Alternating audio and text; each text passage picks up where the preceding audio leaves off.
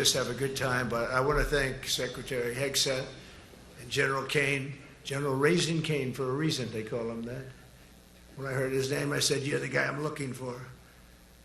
The Joint Chiefs of Staff and so many others in this room who together represent the greatest and most elite fighting force in the history of the world, the United States military.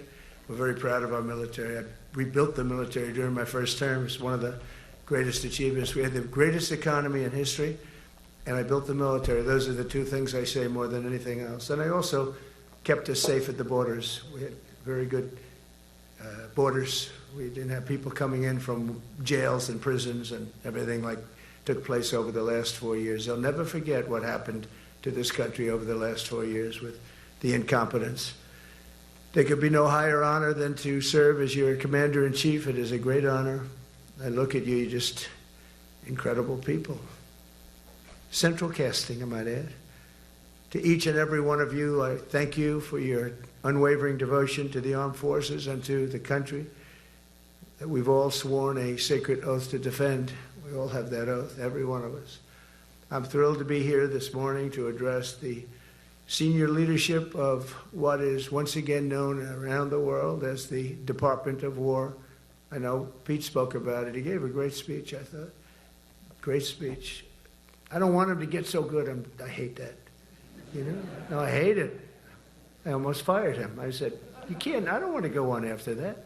No, he gave a great speech, but he talked about Department of War. We were sitting there. I said, didn't it used to be called the Department of War? And he goes, yes, sir. They changed it like in the early 50s. So we won the First World War. We won the Second World War. We won everything in between and everything before that. We only won. And then we went, in a way, woke. That was probably the first sign of wokeness. And we changed it to defense instead of war. And I said, what do you think? How do you think if we changed it back? Would that be a nice idea? And Pete loved it immediately. Some people thought about it. You know, they gave it a little thought. But in the end, we did it. And I have to be honest, it's so popular. I thought it would be met with fury on the left. But they're sort of giving up, I must be honest with you. They've had it. They've had it with Trump.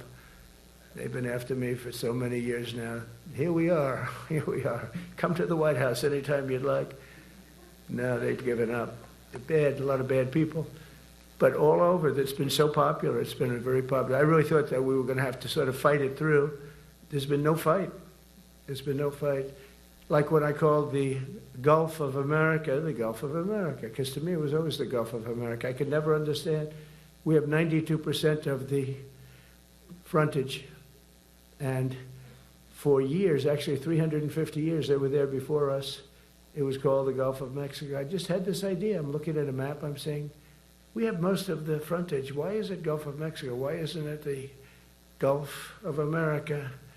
And I made the change, and it went smoothly. I mean, we had a couple of fake news outlets that refused to make the change.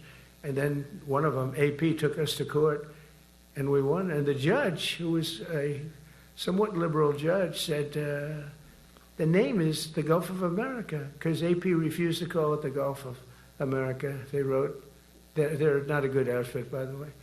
They call it the Gulf of Mexico. I said, no, the Gulf of America is the name. And the judge actually said that, in fact, you can't even go into the room because what you're doing is not appropriate. The name is the Gulf of America. Google Maps changed the name. Everybody did, but AP wouldn't, and then we won in court. How about that? Isn't that so cool?